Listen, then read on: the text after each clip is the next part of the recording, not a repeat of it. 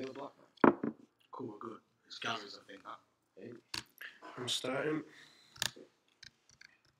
See what happens.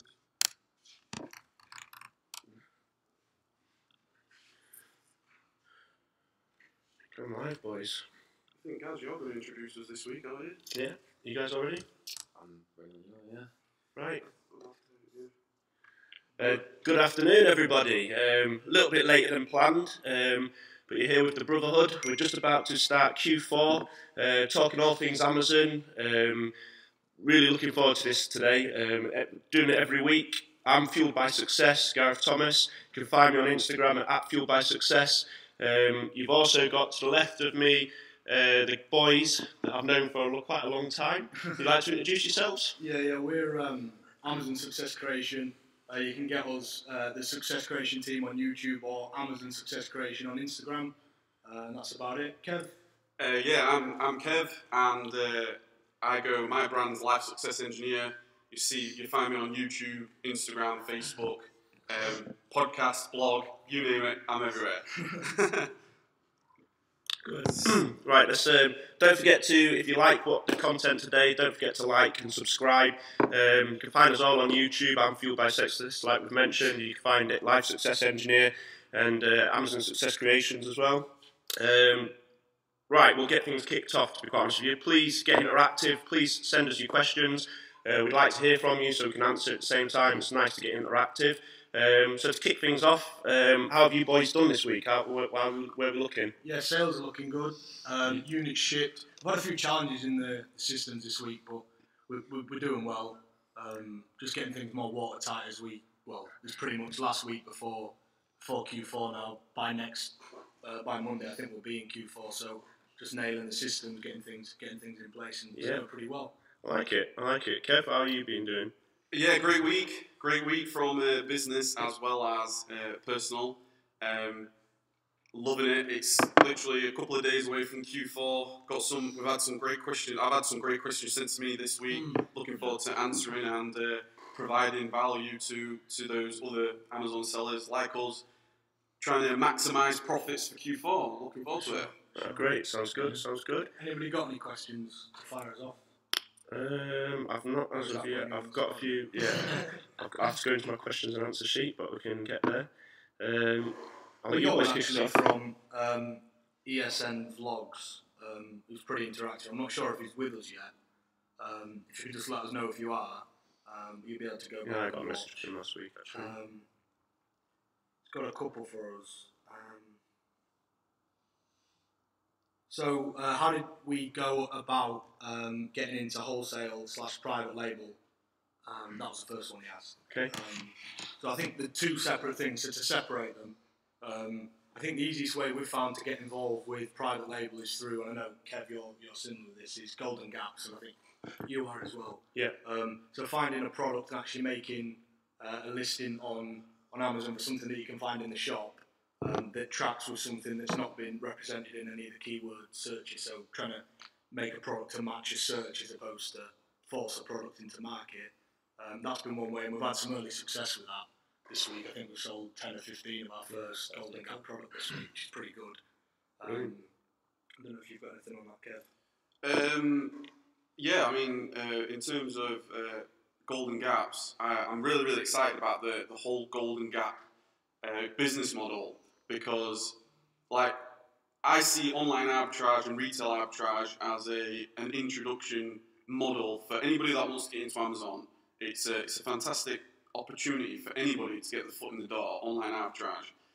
Once you start online arbitrage and you get to know your way around Amazon, how it works, what you're looking for, sales rank, then I recommend the profits that you get from your online arbitrage business is to start putting into your Golden Gap if you still want to continue on Amazon. Now, Golden Gaps is a fantastic opportunity for us just to, where it differs from traditional private label is for us that don't have thousands upon thousands of pounds or dollars to get started by going to China, getting your 10 or 15,000. Yeah. for Golden Gaps, though, what was really appealing to me is you could do the initial research and you could test the product simply by going to a local retail store, spending, £5, £10, $5, $10, and you could put that up on Amazon, optimize your listing for whatever search term you're looking for. You can test it, see whether it works, and then if it does work, then you can start to expand on to China. So that's where it's so much more appealing to me, because you can test loads of products. Like if you've got, let's say your starting capital, which is unlikely for any of us, is like several thousand. For that amount of money, you could test hundreds of products with Golden Gaps. Whereas realistically, traditionally, that would only get you one to the marketplace, going to China and buying. You know what I mean? So it's exciting. Yeah, for sure. Anything to add on that? Basically, both pretty much covered everything that I would say about it. It's something that I'm quite passionately looking into myself at the moment. Find those areas where you can find a great profit margin and not as much competition is a great thing, I think, to be quite honest with you. So it's definitely something I'm looking into. But like I said, you've pretty much covered on that side of things from me. I did have a question about it's similar to the Golden Gap scenario, but a little bit more on the private label side of things come through. And a few people have asked me, a friend of mine as well, I think you all know him obviously as well, but he was asking about the, once you get your private label out there, he's had an issue with actually putting his own content out there because of like barcodes and things like that. So where would you look into getting to that side of things, like the barcodes and all that side of things? Well, I think it's just a case of Google search, we got this from Kev actually, but it was buyabarcode.com, literally buyabarcode.com. I think it costs £10 or £15. If you buy 1,000 barcodes, you get them pretty cheap, which costs you a lot of money. So you need your own unique barcode. If you buy them on there, you can download the file, and then you literally make in the Amazon listing, you just assign that to that product. You own the barcode. Yeah. There can be no discrepancy with that. And also, when people are searching for it via the barcode or the image, they're not going to be able to find it because you're the only person with a barcode. Yeah. It's never been scanned before by like an Amazon seller or something like that. So that's where I got learned. Because you can buy some quite expensive barcodes. That he was having a quite in-depth conversation with me about it. You can buy some quite expensive ones out there, and he was just wondering whether like the cheaper ones are still okay to go. Yeah, we paid £15 for our barcode, and we've had no problem. Absolutely. If you're not familiar, it can be quite confusing if you don't know what you're looking for. Sure. Don't let anybody tell you you're having to spend hundreds of pounds on barcodes, because it's simply not true. You can just do a Google search, like I said, I think it's getabarcode.co.uk, and I'll be able to, if somebody wants to ask me a question, and I'll send you the link that I actually used. But I think I spent literally about £20, and I got a selection of barcodes. It was like 10 barcodes for £20. You know what I mean? So don't go. If somebody tries to tell you you're going to have to spend hundreds of pounds to get one barcode, then don't do that. Right. I hope that answers the question. The second part of VSM Blogs' question was, how do you go about getting into wholesale? And I think that's quite a good question. We get asked a lot about going into wholesale and stuff. I think what people do historically with wholesale is they'll try and rush it. If you start in, and your first goal was to start with online arbitrage, and you've got, say, £1,000, your best bet is not to go to a wholesale. Go 100 products deep on one line with your £1,000, and then wait for them to sell. For sure, it's not. So I think just the stage you're at. If you've got 10 or 15k and you found a good wholesaler with good prices and really good ROIs, then by all means, that's great. But think about the capital that you've got, and could you employ that better through going to online retailers and making a really high ROI to multiply your capital a lot faster? So I think it really does. It's one of those that really does depend on the amount of capital you've got, I think. As to when you go into wholesale. I totally agree. I recommend that you go into online arbitrage first, because you don't then have to make those larger orders from a wholesaler. Plus, some wholesalers, they need you to be a company to deal with. So my recommendation is you can learn the basics, because the thing is with Amazon is you can very quickly lose a lot of money if you don't know what you're doing. And the last thing you want to do is go into wholesalers and you start buying hundreds of pounds. What I recommend is you just start at the very beginning, you know, if once you understand the fundamentals and you really want to ramp up, wholesale Sure, fantastic. yeah. You know, That's when we didn't go straight in. It was actually when we was looking at getting approval into getting them gated in some categories. Yeah. We found, just Google searched and find some wholesalers that sold beauty products and health and personal care products, and seen there was some good ROI we could make on some good products, and bought some more after that. We didn't before our first Q4. Sorry, until after our first Q4, we didn't get involved at all with wholesale. Yeah, it was New Year when we started looking into getting them gated and things like that. So I think it comes back to that, like we said, I think in week 1 of this like mastermind sessions, it's learning to spin the plates properly. So otherwise, you're going to end up dropping them all. And I mean, I've recently got into obviously wholesale and everything myself as well, and I think it's I got the OA going well before I touched on looking into wholesale. 'Cause for me, it took a lot of my time up trying to source, because you have to, again, it's going right through a lot of sometimes the stuff you're not going to use to find those gems. But if you keep at it, I think it's definitely something that can it's fruitful, isn't it? Definitely. yeah, for sure. You got to add on that. Not really that. It's just similar to what everyone said. Really, it is waiting for the right, because you need capital. Like say, if you go straight into wholesale from the start, you're gonna spend all of your money on products that you have to go deep on, and you're waiting for your money to get back. You want quick sellers, not going deep on buying 5, 10 of things, not hundreds, where you're going at the start. It's definitely something to look into eventually, but it's just you don't want to Bide your rush time, it, yeah. because it'll come if you work your way up to it. Yeah, I've got a couple of questions. I thank everybody that has been personally in touch with me and sent their questions. I really do appreciate it. I think what I love about the mastermind is, you know, we're all on the same journey. You know, we might all be at slightly different levels. We may be, you know, some of us may be 100% in the business, or some of us may not be in the business, whatever. I love when we mastermind like this, we get different perspectives, and yeah, I really appreciate anybody that did contact me and sent their questions. The first question that I got from Adrian from the Online Arbitrage Mastery Facebook group, this is the message he sent me. He said, can't be there to watch live, but looking forward to catching up later. So that's the good thing about streaming live. It's going to be available later for anybody that's not available. You know, you can catch it on any of our YouTube channels later on. But his question was the temptation for a new business at this time of the year to concentrate on toys, but with it being so competitive, is it best to broaden your product range as soon as possible? Thanks for the great work, guys. So I think what he was saying is, obviously, with it being Christmas, it's the temptation, obviously, Christmas, but should he be looking to broaden his product range, even at this time, with Christmas and toys? From my perspective, it's always the right time to broaden your product range. I don't think, obviously, seasonally, there's going to be times when it's a better time than others to get into certain areas. However, toys is obviously going to be a huge category, but he's very right in saying that at Christmas you'll find with a lot of popular items, it's going to be a race to the bottom.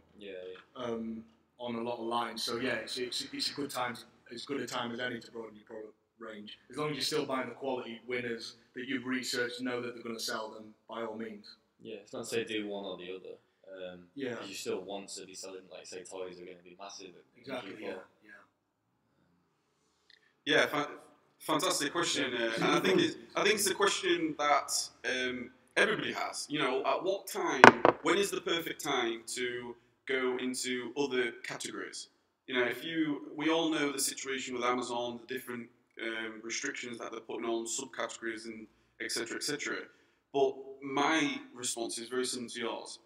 The more you can broaden your product range, whether that is to go all in with toys, groceries, health and beauty, DVDs and games, kitchen and home, that gives you the most likelihood of success. You know, because obviously you're broadening your range. So my recommendation to you, Adrian, would be to broaden as quick as possible without obviously diluting your focus as well. You know, if you're working in toys and games right now and you're finding winner after winner after winner, then that's great. continue doing that. But if you got, and then you're thinking, shall I go into health and personal care? If you're not ungated, then I would recommend working to ungate in the background while you're progressing with toys. Yeah, for sure. We one of our limiting beliefs, if you like, last Christmas was we was 3 or 4 months into selling, no, 2 months when Q4 came along, I think, and we decided that we'd wait till after Q4 to get ungated into new categories, didn't we? We thought that was the best strategy, focus on toys. So much like, was it Adrian you said? Adrian, yeah. Much like Adrian said, we kind of agreed with that, and that's what we did in our first year. But if we could go back now, then the strategy would definitely be to ungate as soon as possible. Yeah. If you've just registered your Amazon account, then it's the right time to start getting ungated. Literally, a day in is the right time. Yeah. You want As soon as you can, to broaden your items. playing field, and then you can maximise. You can get the VAs in different categories. You can do other things. But it seems to be restricting more and more at the moment as well. So I think the quicker you can get things ungated, even if you don't necessarily dilute yourself into those areas straight away, having that option there to go straight into it when you decide you're ready is, I think that's key. To be honest with you. Well, having said that, it's perfect time just to. It was going to be one of my last questions. It was from Ben. It was actually a direct email, and his question was: he's a brand new seller wanting to get started, but coming across a lot of gated categories. As we know, over the last couple of weeks, Amazon. I don't know whether you guys have experienced it, but Amazon have put a lot of subcategories, even in toys and games. Yeah, we get a lot of people messaging us asking. Yeah, and for maybe more mature sellers, what's happening or what we're finding that's happening, I think the sort of threshold is maybe 6 months old and over, you are getting automatically approved. Yeah. But the problem you've got, and this is what Ben quite rightly said, he's wanting to get started, but he's coming across a lot of gated categories and even subcategories now in toys and games, and they're asking him he needs an invoice from a distributor or wholesaler. So us guys, what is the best advice we could give him to start overcoming these?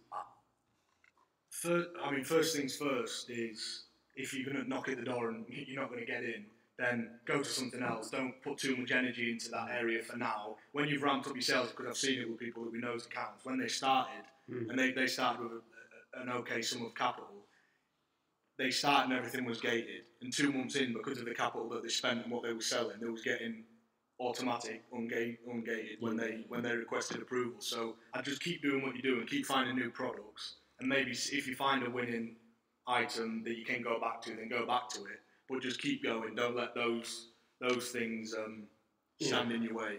I think it comes down to, with a lot of ungating now. I mean, I know when I was going through a lot of the ungating side of things, I was quite meticulous with not really giving Amazon like an option to say no.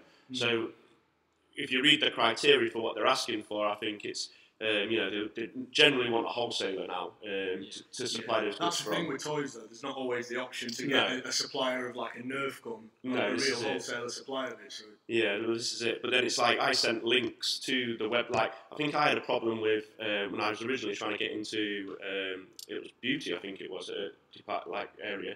And what I did was, from the wholesaler, I sent this. They sent me a message back saying we've not ungated you because we don't think this is a proper wholesale or the rest of it. So I put a link to the website when I sent it, like the next sort of invoice in. I put a link to the website, to the page where it said they're a wholesaler, blah blah.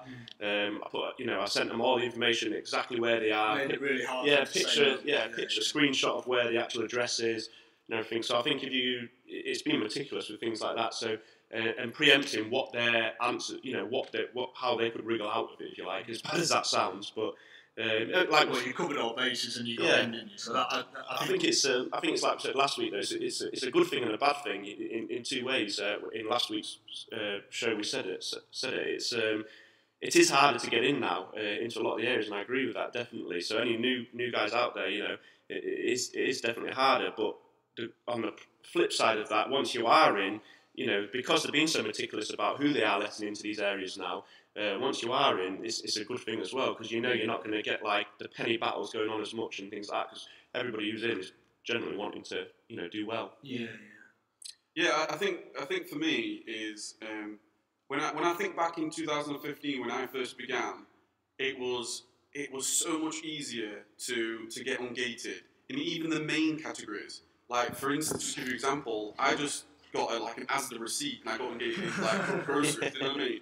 Now, I don't say that to sort of like rub the salt in the wound, but what I'm trying to get at is, with business or with life, we know we're going to get challenges. Like Amazon, the trouble we've got is Amazon make the rules, and we have to.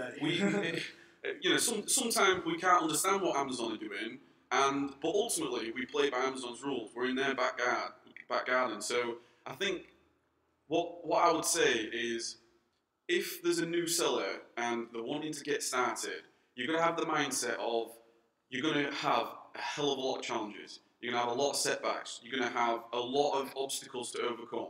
But as the guys have already said, if you search through 10 products and then they're all gated and then you give up, that's it. It's over for you. You give up. You quit. But if you're one of these people, and I'm convinced you are, because obviously you're watching this, you're interested in Amazon, where you're action taker, you've got to just keep going. And you might look for 100 products, and you might find 2 products then you can sell. And then you look for another 100 products, and you might find another 4 products. And then you get that ball rolling, and before you know it, you've got a bit of momentum. 6 months have passed, and those initial products that you couldn't sell, you then you go again and you get an auto-approved because now your account's long enough. Do you know what I mean? So it's just a case of you're in it for the long term. It's not just Christmas. This is a business. This is something that you could quit your job and you could extract yourself, and you could put your money into different passion projects. So it's a case of knowing the reasons why you're doing it and just persisting. Just persisting. I think if you are one of those people that will keep knocking at the door and will keep getting it slammed and carrying on and keep doing it and keep doing it and keep doing it, then you've got to think, for every door that gets slammed in your face when you're trying to find a product, then somebody's going to quit. Absolutely. For every time that you get said no to, or you can't get approved, somebody's going to quit, or somebody's going to drop out, or somebody's momentum's going to go. And all you're going to do is, if you keep doing that, is you're just going to keep putting yourself above other people that wouldn't be willing to put the work in that you're putting in. Yeah, absolutely. So for sure, I think if pushing, you're having those issues, then just keep going. Yeah, and that was exactly my response with Ben. And I responded to him saying, look, you've got to be as Tony Robbins would say, if you're going to go into business, you've got to be a gladiator. You've got to be a warrior. Like, that's why the majority of people don't go into business, because you're going to get obstacles, you're going to get scared. You're going to, literally 3 weeks ago, I was suspended for 2 days. Do you know what I mean? So you've got to go with that mindset: is I'm going to make it happen, and then you will overcome whatever situation. Got a good one. I think that's a lot. Sorry, go on. Oh no, go on. I was just going to say. I think that's the end thing, isn't it? I think a lot of people, when we touched on this the other week as well, when you say what you do, a lot of people are quick to think you sell on Amazon, so how much do you make on that sort of thing? They think it's part time or whatever. But I think it's that keeping that mindset of keep pushing forward, and as long as you keep being meticulous with everything, I think you definitely will get there in the end. That's for sure. And if you can only sell them a certain amount of toys that you can sell, that's what I did for quite some time. I stuck into the toy category and just kept ploughing through it until I got engaged in different areas and different items. So that's what Amazon want as well, isn't it? They want the part-time sellers. That's why it's so hard to get in. Yeah. As you get engaged in more things, and they can see that your sales are going well, you plough more money into it, that you actually look like you want to do it full time, they're going to go, well, these guys are serious, and that you'll get the engagement. You'll have the elite sellers, so keep ploughing away. Definitely. A good one. How do you manage your cash flow going into Q4? Is it a case of just ramping up stocks and sending more and more stock in, or saving cash before Q4? That's a good one, I think. I think that applies to a lot of people. It's something that you get asked a lot, I think, across the board. I mean, I've been dealing with that recently because I've had preparing for my VAT return and everything's come into play. So it's like at one point I was struggling to think I need to keep this money to one side because I might potentially have a big VAT bill coming through. So I started slowing down on purchasing a little bit, I have to admit. But then I think it's a difficult one because you've got to make sure that the money's there for what needs to be paid at the end of the day, because that's what a lot of businesses can struggle with sometimes. You know, if you're too blasé over the money at times, then that can be a problem. But at the same time, I think you have got to push forward. And thankfully for me, what my thing that helped me out was Amazon Lending came into play, and that's maybe something we can all talk about a little bit later if you've not heard of Amazon Lending. But that came into play for me, and that I've just had a loan from them, and that put me back in the game again, because that took away them inhibitions of what I thought I might not be able to afford. I need to keep this money to one side, and it allowed me to keep ploughing forward like I would have done anyway, if that makes sense. So, you know that from that you're not going to have to worry about. Yeah, find a way around it. That's it. Fine. That's it. I mean, if it weren't for that, I'd have looked at other options, like my business credit cards, etc. So, for me, if you can find a way around it if needs be, I think definitely. Yeah, I think going into Q4, it is a case of you've got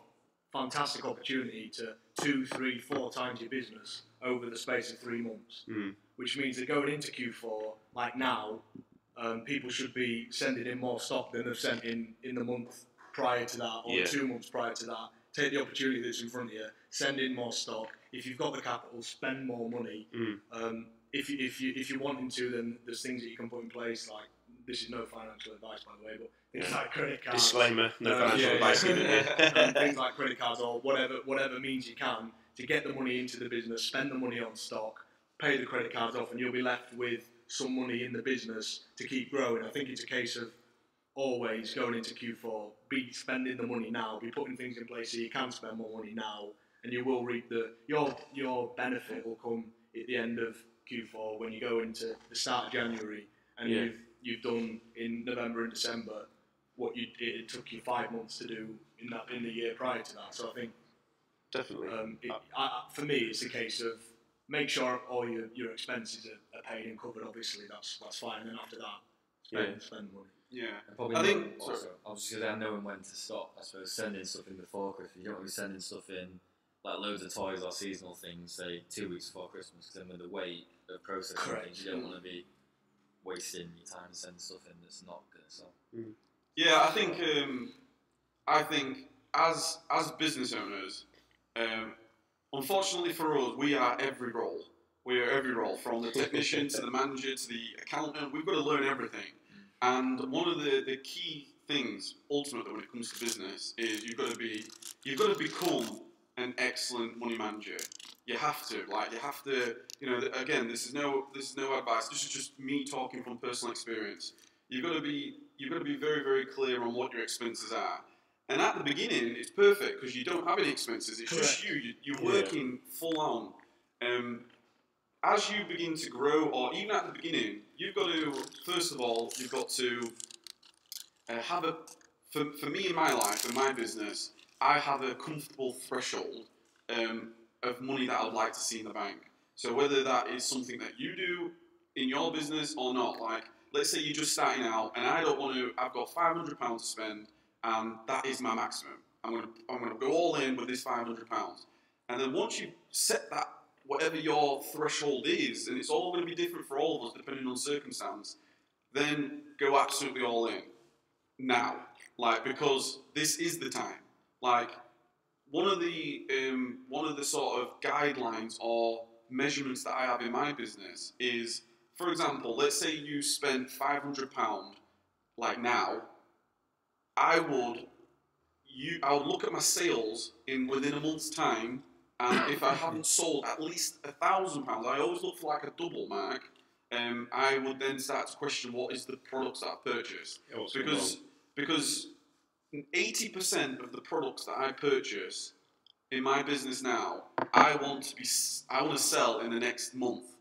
That's why I'm always snowballing. That's why I'm always turning over the products. That's why I look at my inventory health, my inventory planning page, which everybody who's selling now can do. And you can see the inventory age of all your products.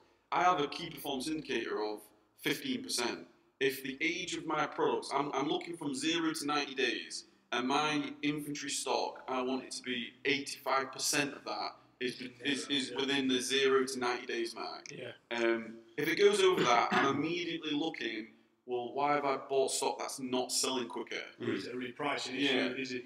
And you may be wondering, I'm not going off on a tangent. What I'm trying to say is, if you managing cash flow, what you want to be doing, if you are spending all your capital, £500 right now, you should, if you're following the basic fundamentals of online arbitrage, you should be continuously getting money back in that time. So I would be astonished, to tell you the truth, if you were never going to get if you spend enough money, to cover. you're always going to get money back. Like Sure. if you spend £500 now, you're going to make some sales like literally next week, which means you're going to start getting money back to put more money in. Exactly. So it's a money game, isn't it? I think we touched on it. Like it is Amazon's a money game for sure. Yeah, it's a cash flow business, isn't it? Of course it is. The more you spend, the more you sell. It's just that balance. It's that fine balance of one, making sure that you're obviously sourcing the right products, that you're not just buying dead stock, and two, whatever your threshold is, whatever your expenses are in your business,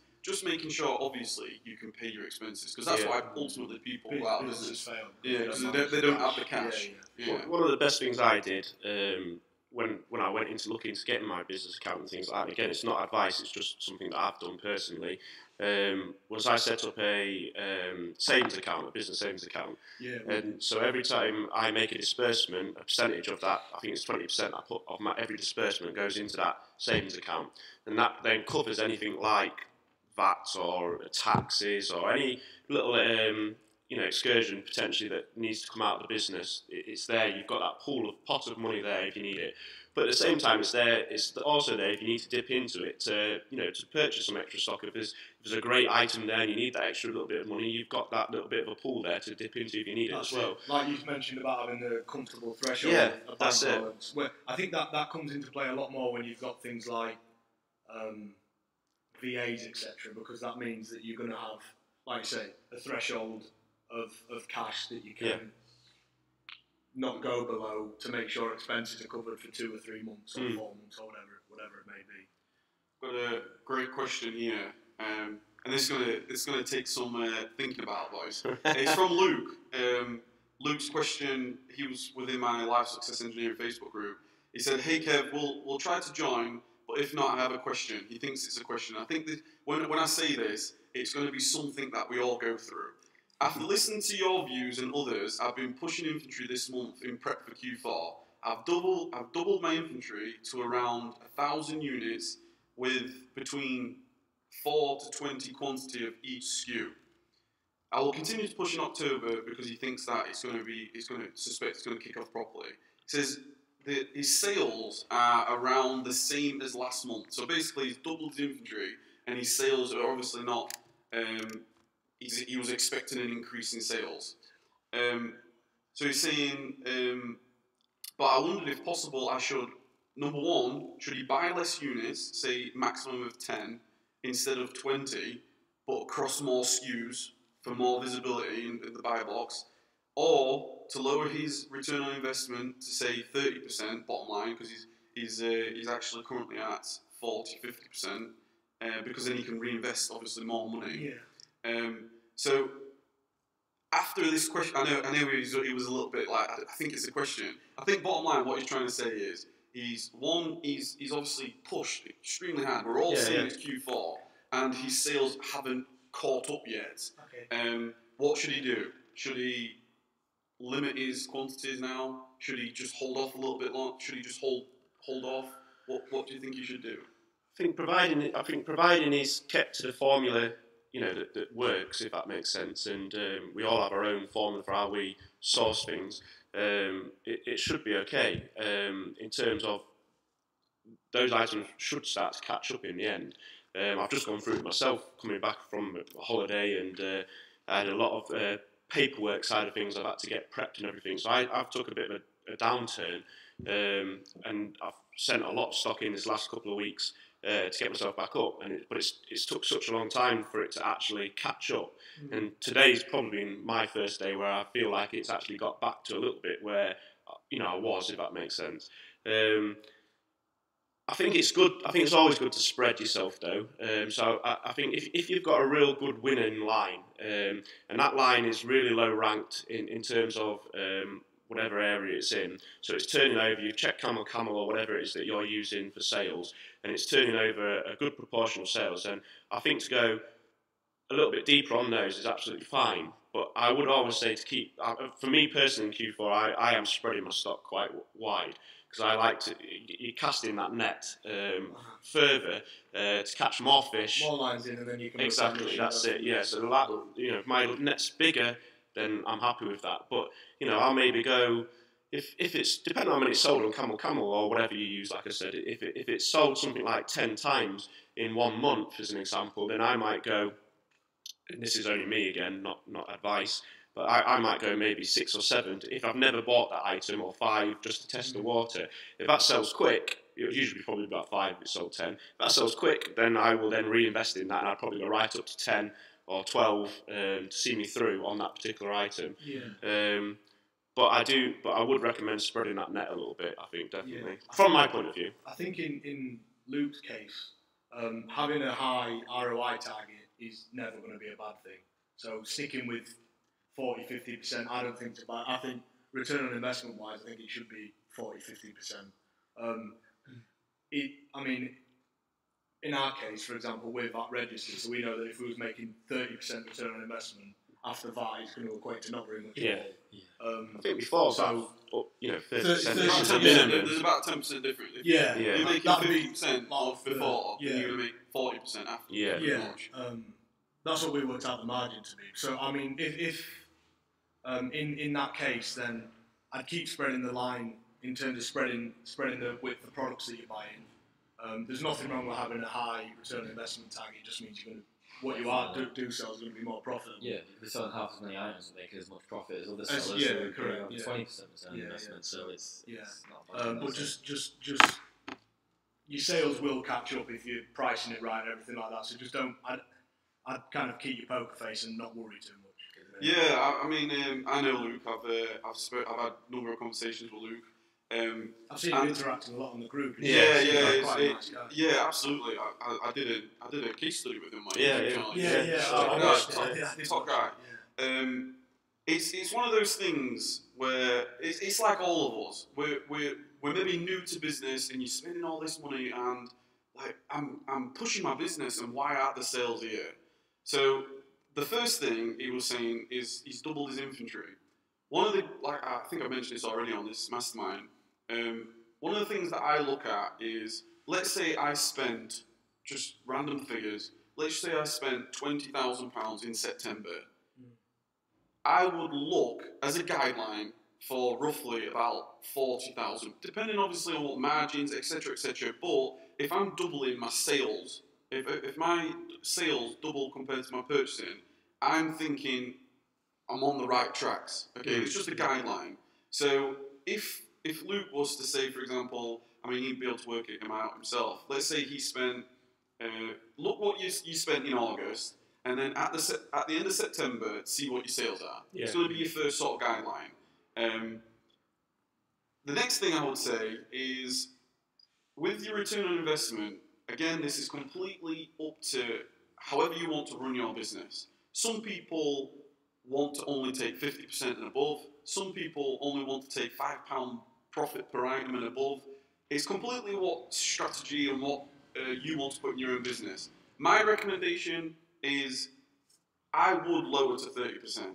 If you wanted my coaching advice, I would say lower to 30% throughout Q4, because what that's going to do is going to open you up to more products initially. Okay, it's also, in terms of should he maybe max his quantities to 10, there's a bit of a, it's not a clear cut answer. It depends on the item, how many times it's sold. It depends on your items, but it also, obviously, if you were to spend 20 units and they take 3 months to sell, you could have maybe only purchased 8 and spent that extra capital on other products. Yeah. Okay, so that would be my advice to you. I would look at what your sales are from your purchasing the last month. I would recommend that you do lower your minimum. That's not just because you lower your minimum. Just because you lower your minimum doesn't mean you're selling at your minimum. That's just simply, if you use reprice or express, you're just putting your minimum to 30%. Okay, because I casting that net again, isn't it? Repricing drop. I thought he meant sourcing to a minimum. Oh right, yeah, okay. So it maybe not. No, sorry, I clear, didn't get it there. Yeah, I mean, like sourcing wise, I do look for 50%. because it gives you that threshold. I mean, I agree. Drop the repricing because it could be a slight variation of what he was trying to say here. If you're saying you're not purchasing anything less than 50%, then okay. I mean that gives you some 20%. Yeah. But if you're saying that you've maybe put your repricer at 50% minimum, then I would lower that. Yeah. Because it does give you some variance. But back to sort of what you were trying to say, I would just cast your net as wide as possible. Yeah. Definitely. I would. Like if instead of spending maybe 20 units, put it down to 10, and then if you bought like 3 more SKUs and only bought 2 or 3 of them, you're going to recycle that cash a lot quicker. Yeah. That's why your replaying game's got to be stronger, isn't it? So like, you know, if you're not buying as much, so if you were buying 20 and you drop that down to 10, let's say, of whatever, as long as your replaying game is strong and you keep an eye on this, you know, content and make sure that you're replenishing, it might mean you have to replenish a little bit quicker, but you, again, like I said, you can cast that net then a little bit wider. I'm the same as you said. I mean, we all run our business model slightly different from each other. You know, even between ourselves, we've got a very similar nucleus of what we all do. But I mean, me personally, I do look 30% is my minimum return on investment. Before that, it was about 30%, and now after that, it's 30% return on investment. You know, after the VAT's been taken back again, if that makes sense. Yeah, absolutely. Yeah. So it's but 30% is definitely my minimum, especially over Christmas, like you mentioned. Again, it's just I'm using that saying quite a bit now, but it is casting your net. You're going to take in a lot more items over this Q4 period. You're going to sell a lot more items, you know, through this Q4 period as well. So. For me, it's a great question, and I think it's a scenario that we all go through. Because I think it points. I think we've definitely asked ourselves that question. Do we drop absolutely. the reprice, or do we drop what we're sourcing to? Am I going on the right track? It's the most basic fundamental thing you don't know. There, of course you do. I hope we've given. We've given you a bit of advice. We've got another one here. We mentioned this earlier in the video, so we'll just touch quickly on it. But do you advise to solely concentrate on toys right now in the lead up to Christmas, etc.? Or I think maybe it means LA by that, or to still concentrate with wholesale at the same time. I think touching on what I mentioned earlier, it's capital dependent, so depends on how much capital you've obviously got in the game. Also, I'd say one thing that's really important is with OA you're going to have the chance to spread, like we've just been mentioning, spread the load of what products you're going to purchase, which means you've got more areas you can win on than just one product if you go really deep with one wholesale line. Definitely, I do have more questions, but do you want to answer? Go for it. Herbert, I've been talking to him direct Facebook messaging. He's also mentioned what other categories should he be investing in for Q4, but this was a bit of an interesting one because I've never really answered this question. What's the chances of a low-ranked toy like 200,000 becoming a top seller near Christmas time? So something that's ranked at 200,000 now becoming a top seller. Yeah. I think it's because obviously the nature of the product, you could have a product that's a brand new line and has been unranked, a brand new line from a manufacturer of some kind, and then it becomes ranked and then it ends up as a bestseller in toys. That is going to happen as a product gains gravity, however, or momentum.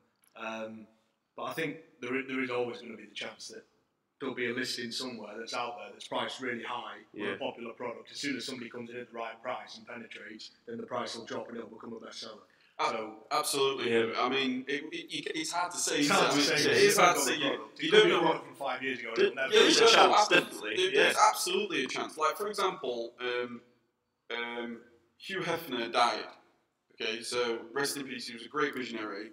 But, for example, what that happens when something like this happens in the world, who knows? Like, bunnies might just go viral now. Do you know what I mean? Searching probably Playboy. Playboy now goes, their sales increase just because of something happens. So, for example, let's say something happens around Christmas, there's an event or something, and then you could have a toy. This is the great thing about having kids.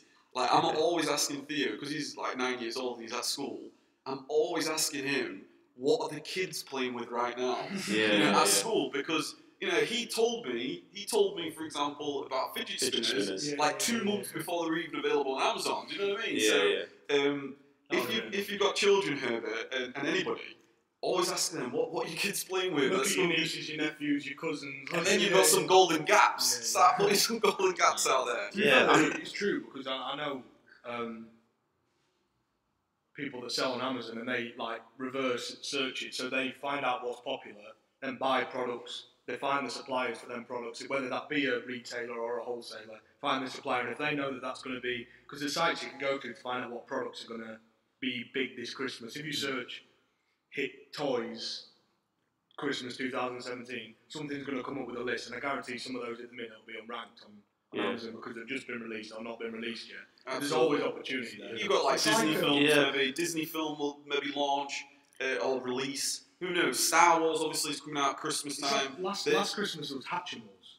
They came out and they were selling it like I think it was like £30-40, and on Amazon they was ranked in the top 5,000 in toys, and they were selling for 120 quid.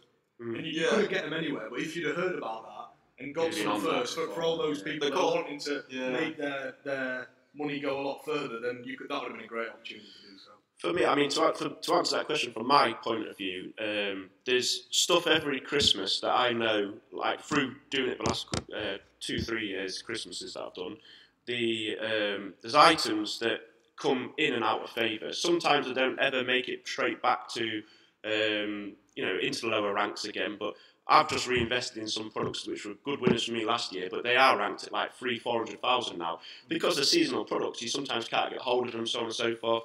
So sometimes to somebody else who maybe didn't have them last year, they might think, well, that's 300,000 ranking, but I took a punt on it. But and I don't advise this to everybody, but I always, every Q4, I try a few things. I'll have a punt on a few things, because especially if you're an FBA seller and there's just the standard sellers on there that are fulfilling from home, if you get a prime listing on some of these listings, sometimes that makes a massive difference as well, so I always try to find these little trinkety things around this time of year, which I'll invest in. I won't go deep, it'll be 3 or 4 just to try it out, and then if they sell alright, then I'll buy maybe a bigger bunch of them.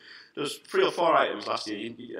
I'm going to give away some of them here, but just only one. There was a casino slot machine, Money Bank. You've probably all come across it at different times.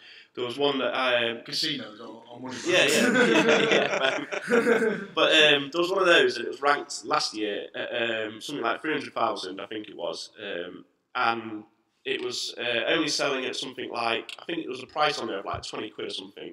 I found this item for £3.99 in a shop.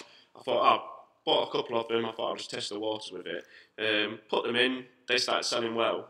Bought 10 the next time. Put them in, I sold all 10 within 2 weeks.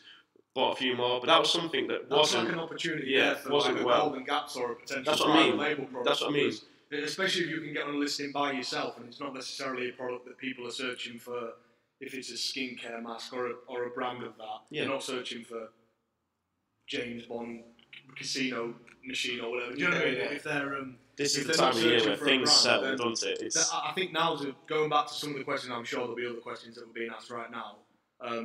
There'll be products that are in your inventory right now that there's an opportunity for you to create a listing for by yourself, get it ranked, get a barcode on it, get it a listing for yourself, and start selling it and making money for it. Like we've mentioned in past videos, the searches on Amazon are going to be up over the next 3 or 4 months. Yeah. So take the opportunity. It was doing exactly what we've just mentioned last year, which brought me into my own private label brand, which I'm looking to have launched. Like we said last week, it should be here.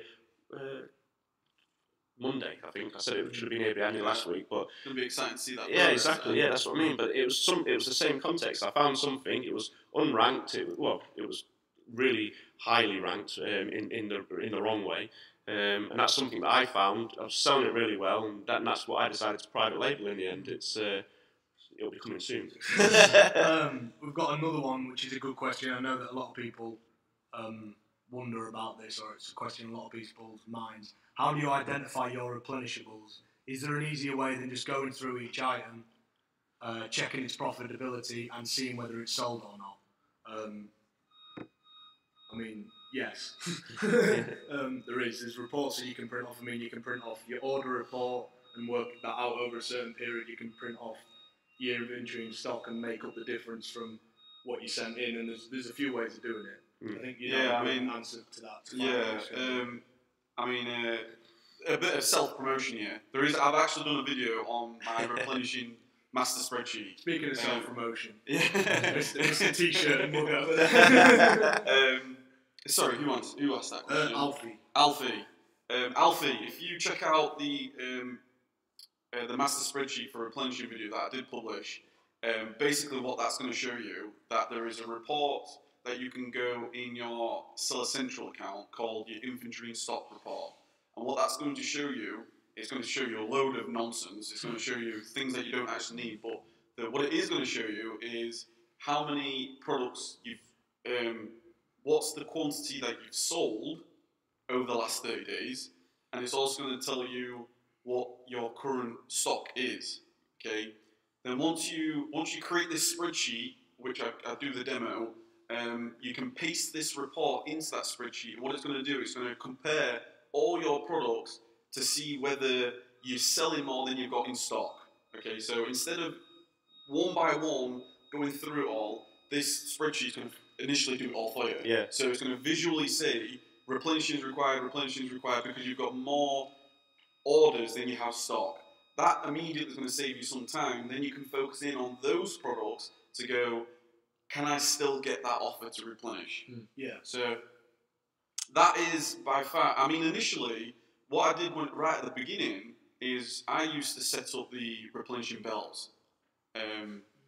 When you ship a product, going off every day, wouldn't you? Yeah, exactly. I mean, when I used to ship, what I used to do is where it says once you've shipped it, it'll go under your inbound column, and I used to go down individual. I'd tick all them, and then I used to put set replenishable alerts for like 2 weeks. Okay, and then what that does, it sends you an email saying you're going to run out of this stock. Yeah. And then it got to a point where it was just getting too much. Yeah.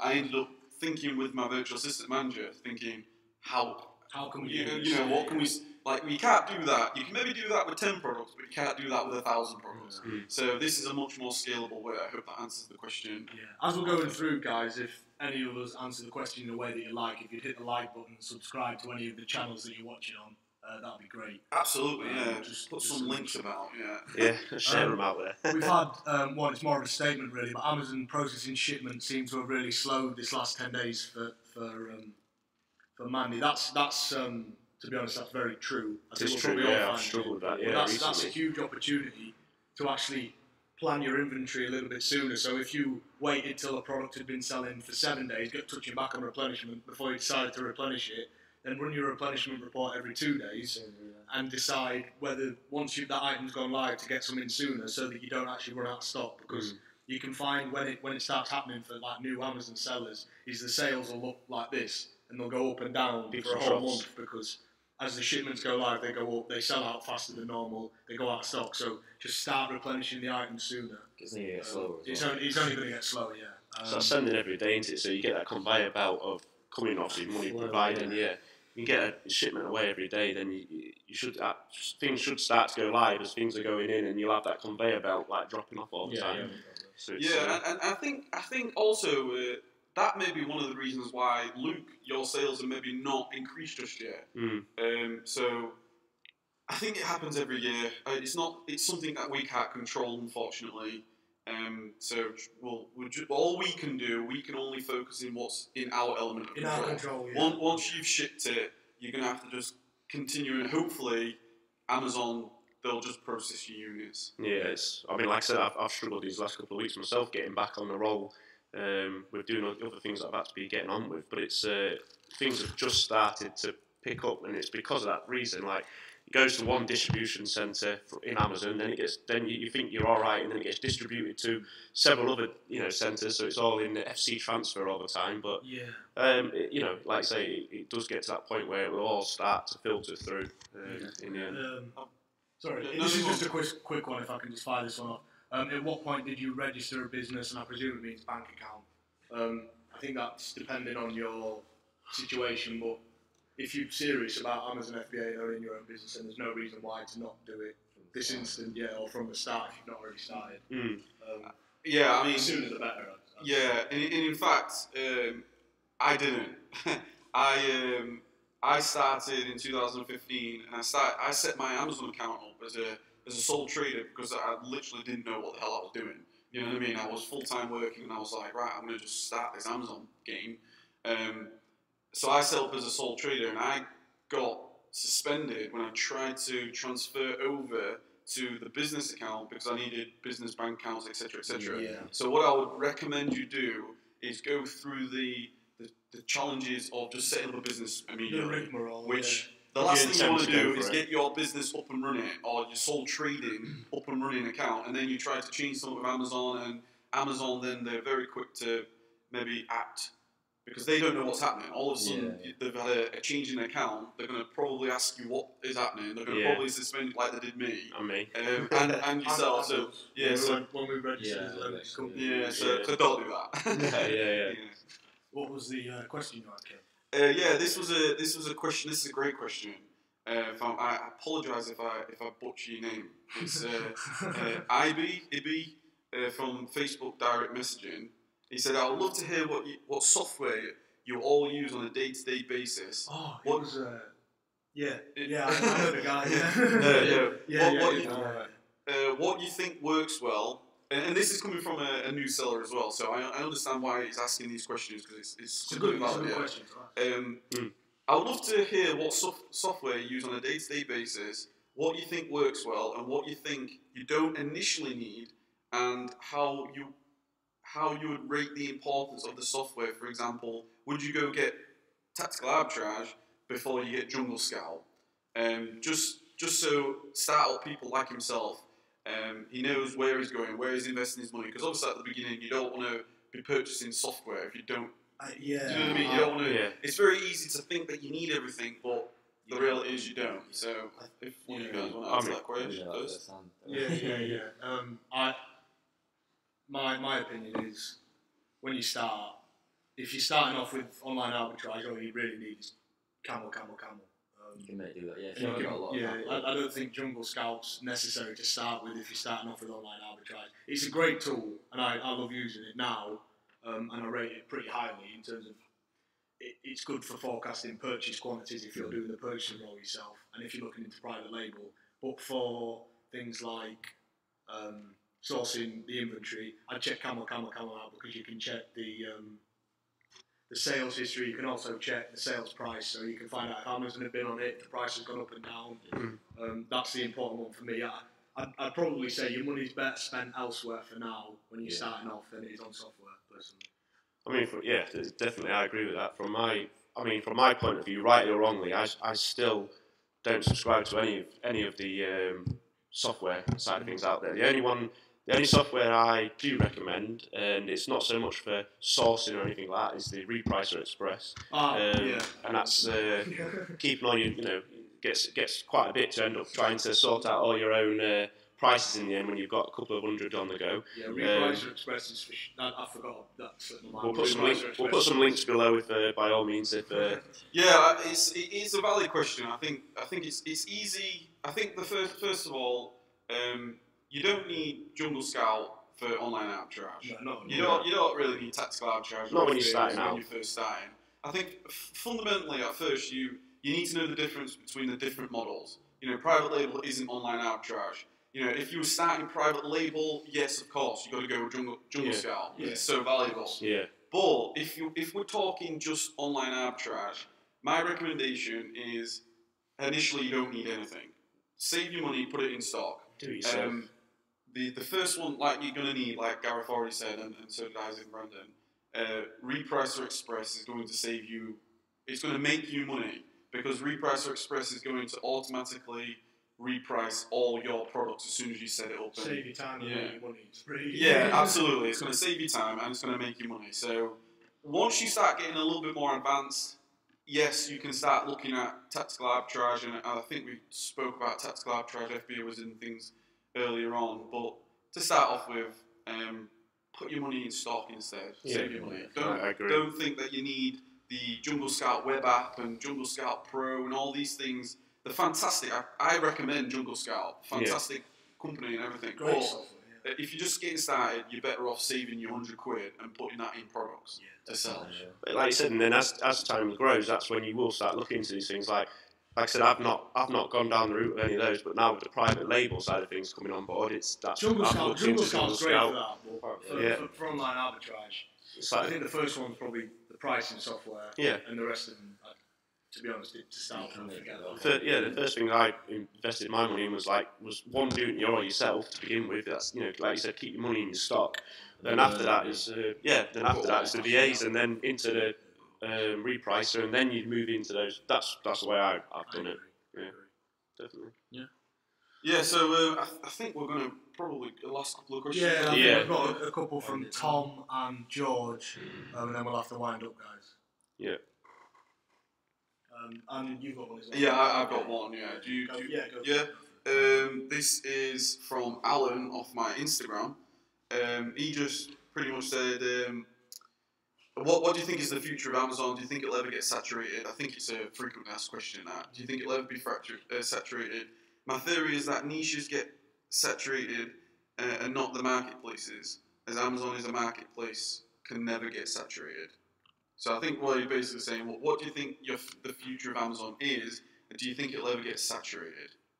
Future of Amazon global domination. Global domination. I've seen a picture of Jeff Bezos in a robot that's probably as tall as the warehouse we're in.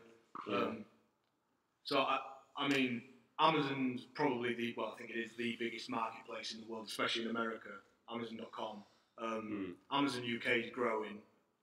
Like QuickTime, I know that Amazon Germany is actually, as it stands, gross sales is more than UK.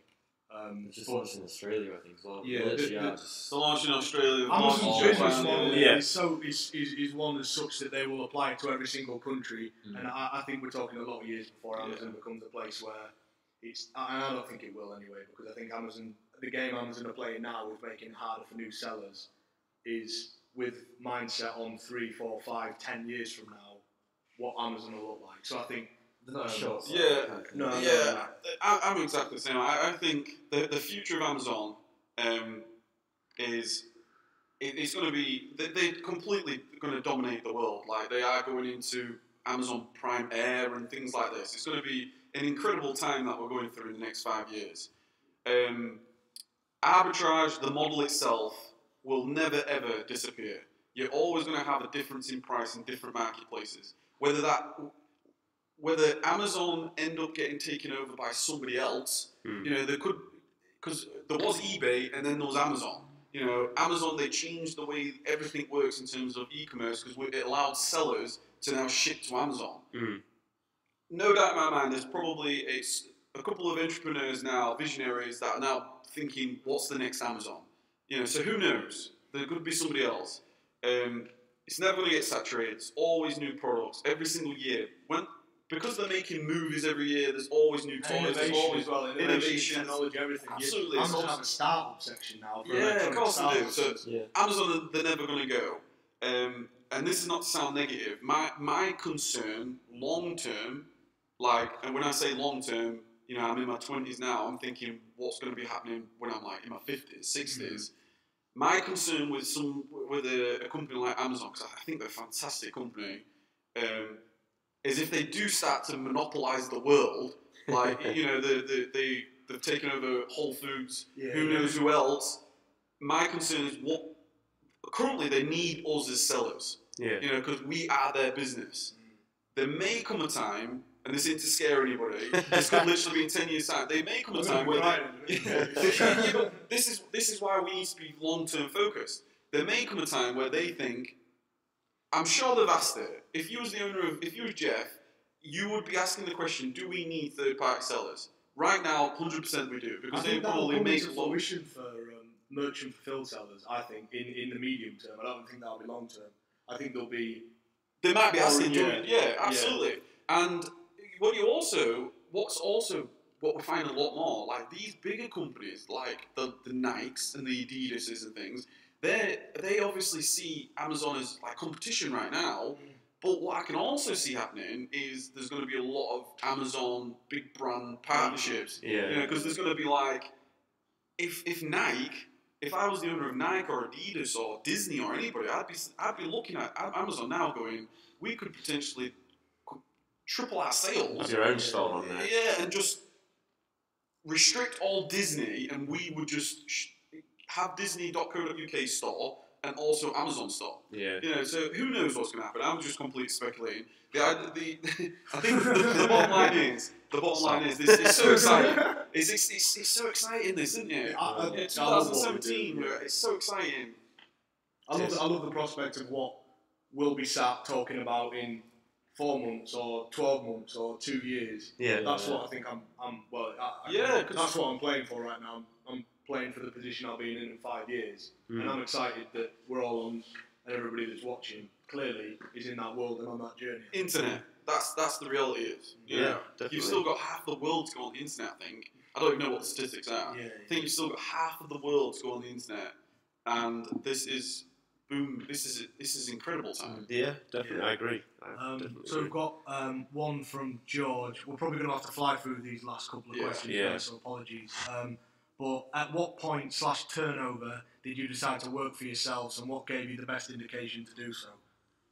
From my perspective, personally, the point of working for ourselves from this business, the indication was given the first time we sold an item on Amazon. The first time I realised that, holy shit, this could actually be this is the real deal, and it's not just some made up fantasy that you can buy items from one place and sell them for another for more. That was when I realised that it was going to be that case, and then it's a case of working out how much money you need each month personally to cover costs and things like that, and how can you get into that world of doing so, and what's your starting point, and you go from there. Yeah, as soon as there was the possibility of it, and we knew the platform and how we were going to do it, like we actually had the platform to do it and work for yourselves, that was it. It was like, right, plough everything into this now, because this is the way to get going on that, and start working for I thought you were yourself. going to start singing then. This is the way to...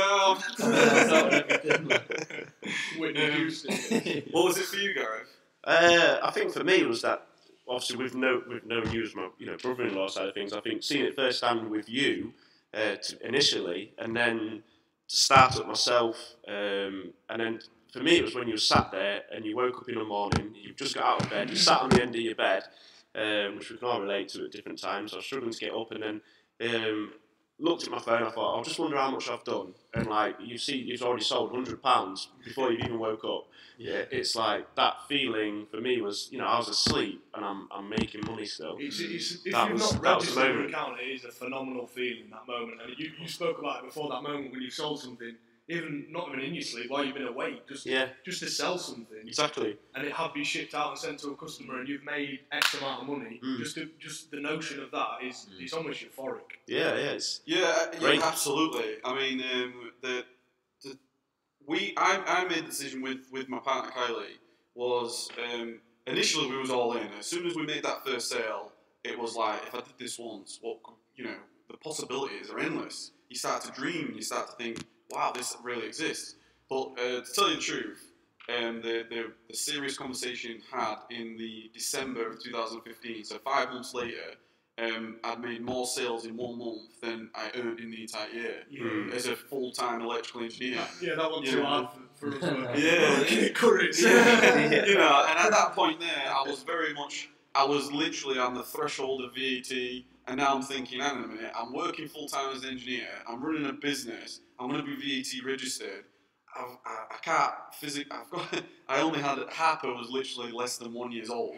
I cannot continue to do this. So it was like I think I've always said like my sort of thoughts were if I get to 40 years old and I'll give it a shot, I've got no regrets. So that was it. I was all in. Yeah, I think that's it. I think it's I think we can all relate. Was all working. Well, I worked with you at the time as well, and it's for me it was a case of working every weekend and things like that, working with bank holidays, working Boxing Day, and I did that for sort of nine years, I think it was in the end, from the previous job, and then I was in retail before that again, so it's a good couple of years where every Boxing Day, every sort of Christmas was taken away in that context, other than the 1 day off. So for me, as soon as this started to pay any sort of dividends and it looked like it was going somewhere, that was As long as it's paying your wage initially. Yeah, exactly. You know what I mean? Like, That's you're it. making money, you're paying your wage, you're thinking, hang on a minute, I could replace my wage. Then you've got to have a serious conversation with your loved ones, your partner, your wife, your husband, yourself. Because this is a long-term game. You know, you're going to get battered and bruised. So I think it's something that you come against, don't you? Like we can all share that story. It's all been a point. Yeah. It just definitely gets to that point. I think where you've maybe be doing well, and it gets to that point where you think to yourself, you know, can I go, can't I go? And I always remember, I think you turned around to me and said, you know, quotes again, but it's, you know, sometimes you got to get in that dinghy, haven't you? And you got to cut the rope, go to your island and survive. Do you know what I mean? And that's where you'll really find where you're going to get to. But if things are going well and you keep to the formulas that you know that's been working well, then I can't see why you wouldn't do well in the end. I think the last one from Tom, we actually spent. He read about the limitations that are placed on selling items over the Christmas period. Is this something which will be impossible to do without any reviews on the account? I think the answer to that's no.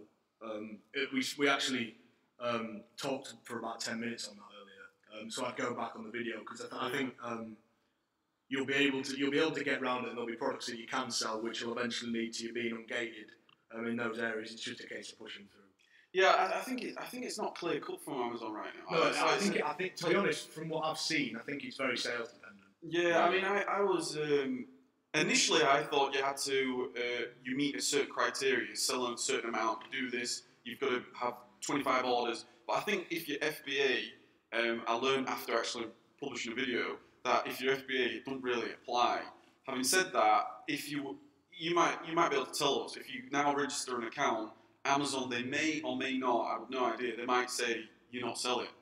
That is a possibility for anybody that's wanting to get into it now. That is a possibility, which we don't know. I've only got one question just to fill in very quickly, just to end up, so just let it come through. But Todd wants to know, how do you look after your feedback? Do you use any software for your feedback, or and if you do, what's to get a negative feedback, and how much does that impact you?